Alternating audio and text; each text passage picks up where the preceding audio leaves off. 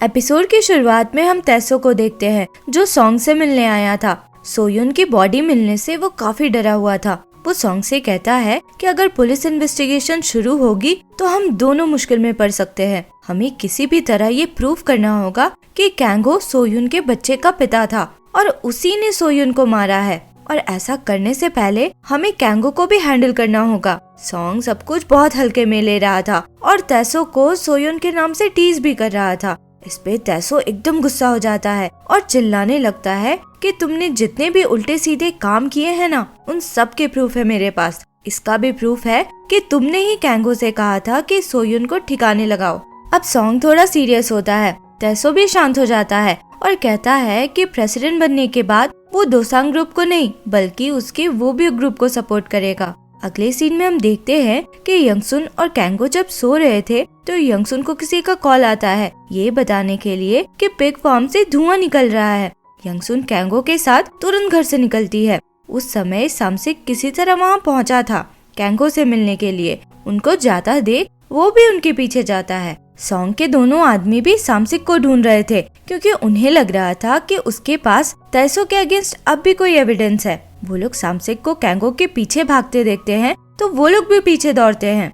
सामसिक कैंगो के pig farm पे पहुंचता है तो देखता है कि वहाँ पे आग लगी हुई है और दो मास्क लगाए हुए लोग बाहर से दरवाजा लॉक कर रहे हैं।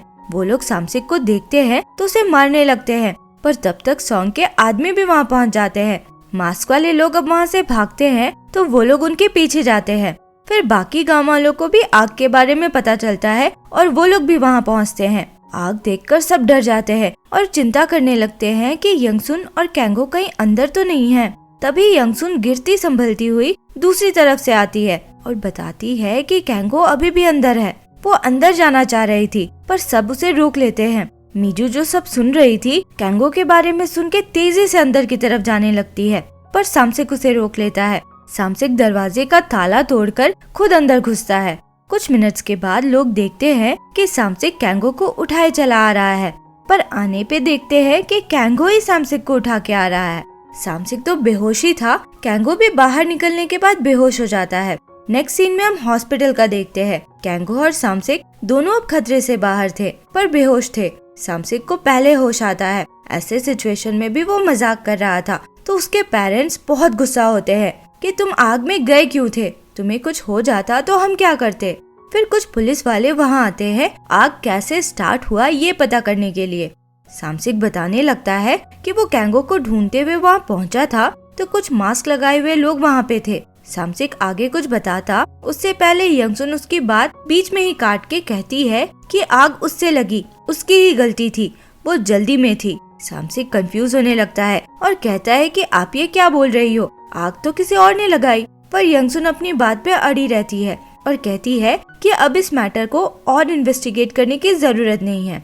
मीजू दूर से सब सुन रही थी। पुलिस के जाने के बाद वो सामसिक को किनारे ले जाके पूछने लगती है कि उसे क्या पता है। सामसिक मास्क वाले लोगों के बारे में बताता है और बाहर से ताला लगा हुआ तो सभी ने देखा था।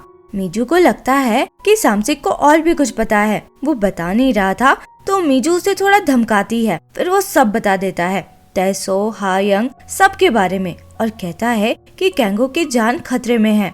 ये सब जान के मीजू यंगसुन के पास जाती है और कहती है कि जो लोग कैंगो को मारना चाहते हैं आप उनके अगेंस्ट पुलिस में कंप्लेन करो। मीजू फिर तैसो के डीएनए टेस्ट के बारे में भी बात करती है। उसके बारे में तो यंगसुन को भी नहीं पता था। यंगसुन मीजू को समझाती है कि वो पुलिस के पास नहीं जा सकती, उसके पास उनके अगेंस्ट कोई एविडेंस नहीं है और इससे कैंगो की जान को और भी खतरा हो सकता है। यंगसुन कहती है कि कैंगो के जागने के बाद वो दोनों कहीं दूर चले जाएंगे। मीजू नहीं मान रही थी तो यंगसुन बताती है कि कैंगो के डैड की डेथ भी सच बाहर लाने के चक्कर में हुई। वो कैंगो को पावरफुल बनाना चाहती थी और इसलिए वो उसके साथ इतनी स्ट्रिक्ट थी।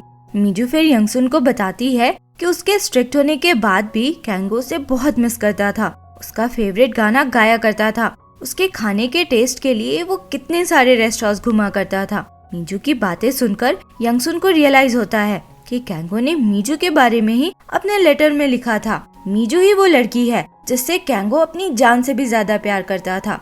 यंगसुन अब मीजू को कैंगो की तरफ से सॉरी बोलती है तो मीजू भी सॉरी बोलती है और बताती है कि येजिन और स्योजिन कैंगो के ही बच्चे हैं। ब्रेकअप के बाद उसे अपने प्रेगनेंसी के बारे में पता चला था और उसने कैंगो को बताया नहीं क्योंकि वो उसके रास्ते में नहीं आना चाहती थी। यंगसुन फिर बताती है कि कैंगो अपने डैड की डेथ का बदला लेना चाहता था और इसलिए वो तैसो की बेटी से शादी करने वाला था। कैंगो ने उन्हें छोड़ा नहीं था, वो नहीं चाहता था कि उन दोनों पे किसी तरह का खतरा आए, इसलिए बचाने के लिए वो उन दोनों से दूर हो गया था। उस समय हम देखते हैं कि कैंगो को अब होश आ चुका था और वो दोनों की बातें सुन रहा था। मीजू और यंगसुन देखते हैं कि कैंगो को होश आ गया तो उसके पास आते हैं। तभी वहाँ 2 डिटेक्टिव्स आते हैं और कैंगो को सोयुन के मर्डर के शक में अरेस्ट कर लेते हैं। यंगसुन और कैंगो फिर डिटेक्टिव के साथ पुलिस स्टेशन जाते हैं, जहाँ वो डिटेक्टिव उन्हें कुछ फोटोज दिखाता है जो उसे किसी ने एनोनिमसली भेजा था। उन फोटोज में कैंगो एक कार को पानी में धक्का दे रहा था। डिटेक्टिव्स को लग रहा था कि कैंगो सोयुन के बेबी का पिता था और हायंग से शादी करने के लिए उसने उन्हें मार दिया। यंगसुन डिटेक्टिव को बताने वाली थी कि बच्चा कैंगो का नहीं बल्कि तैसो का था, पर कैंगो अचानक से खड़ा हो जाता है और पूरे पुलिस स्टेशन में तमाशा करने लगता है कि उसे भूख लगी है, उसे घर जाना है। डिटेक्टिव्स उसे फोर्सिबली रोकने की कोशिश करते हैं तो यंगसुन सब पे चिल्लाने लगती है कि मेरा बेटा मेंटली अनस्टेबल है तो तुम लोग जबरदस्ती उसे मर्डर बना दोगे क्या? तुम लोगों के पास कोई प्रूफ तो है नहीं, मैं तुम सब पे केस कर दूंगी एक डिसेबल्ड इंसान के साथ ऐसा बिहेव करने के लिए। यंगसुन कैंगो के साथ घर वापस आ जाती है। एक्चुअली कैंगो की याददाश्त अब वापस आ चुकी थी और यंगसुन भी ये बात समझ चुकी थी।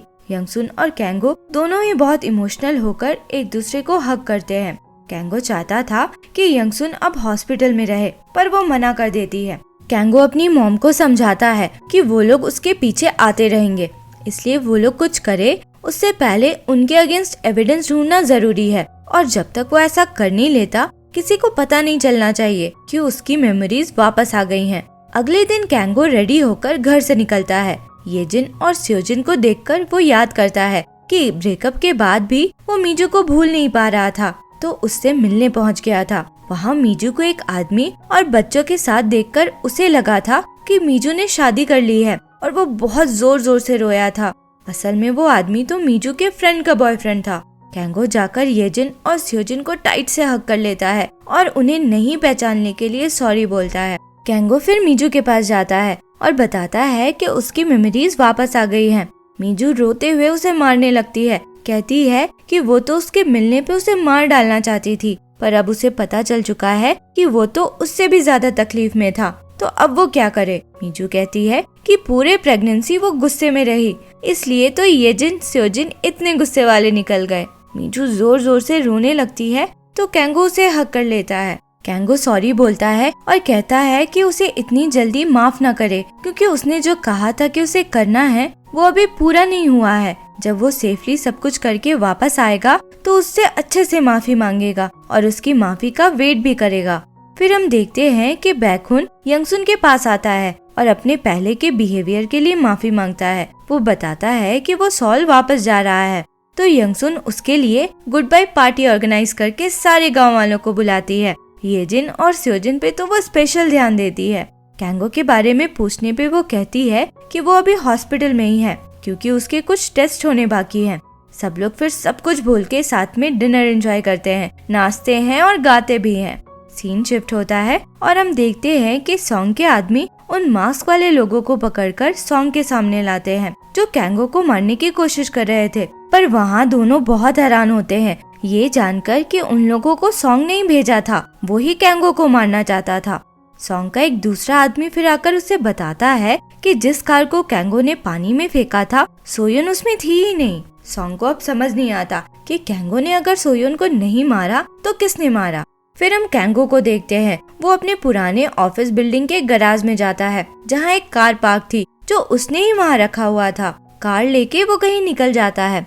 इधर येजिन मीजू को कुछ रैंडम वीडियोस दिखा रही थी। एक वीडियो हायंग की थी जो उसने उसकी तब ली थी जब वो कैंगो के साथ आई थी। उस वीडियो में ये रिकॉर्ड हो गया था कि हायंग ने उसके पानी के बोतल में कुछ मिलाया था। मीजू वीडियो देखकर हैरान रह जाती है। वो ले जाकर सामसिक को दिखाती है। उसे अब समझ आ रहा था कि क्या हुआ होगा। कैंगो को दवा की वजह से नींद आने लगी होगी, जिसके बाद हायंग ड्राइव करने लगी होगी और ऐन समय पे वो कार से उतर गई होगी। इधर कैंगो उस आदमी का पता कर रहा था जिसके साथ उसने सोयुन को छोड़ा था, पर उसका कुछ पता ही नहीं लग पा रहा था। फिर उसे अपने एक कलीग का कॉल आता है। इस कलीग को कार के बारे में पता था और कार गायब होने पे वो समझ गया था कि कैंगो अब ठीक हो गया है। पता चलता है कि कैंगो ने इस कलीग की फाइनेंशियली काफी हेल्प की थी, तो अब ये कलीग उसकी हर तरह से हेल्प करने को रेडी था। दूसरी तरफ मीजू सामसिक के साथ हायंग के घर पहुंचती है और उसकी फ्रेंड बनकर उससे मिलने की कोशिश करती है, पर उसे पता चलता है कि हायंग वहाँ है ही नहीं। थोड़ा ड्रामा करने पे मीजू को पता चल जाता है कि हायंग किसी हॉस्पिटल में है और वो उससे प्रेसिडेंशियल इलेक्शन के बाद ही मिल सकती है। अब मीजू और सामसिक सोच रहे थे कि इलेक्शन तो 4 महीने बाद है, तो ऐसा कौन सा हॉस्पिटल होगा जो बिना वजह हायंग को 4 महीने तक एडमिट करके रखेगा। मीजू को ध्यान आता है कि जब उसने हायंग के रूडनेस की वजह से उसे डराया था, तो उसने एक फेक मेडिकल डॉक्यूमेंट बनवा लिया था मेंटल हरासमेंट के नाम पे और कहा था कि उस हॉस्पिटल के लोग उसके डैड के लिए काम करते हैं। मीजू को लग रहा था कि अब हायंग को उसी हॉस्पिटल में रखा गया होगा और वो सामसिक के साथ वहाँ पहुँच जाती है। कैंगो भी उस आदमी का पता करता हुआ एक शिपयार्ड तक पहुँच गया था। वहाँ एक बोर्ड देखकर वो खुश हो जाता है। उस बोर्ड में उसका ही नाम था। वो मिस्टर चो कहकर उस बोर्ड की तरफ हाथ हिलाता है और इसी के साथ ये एपिसोड यहाँ खत्म होता है। आगे क्या हुआ इसके लिए मिलते हैं अगले वीडियो में। अगर एक्सप्लेनेशन पसंद आया हो तो लाइक, शेयर एंड सब्सक्राइब करें। Thank you for watching.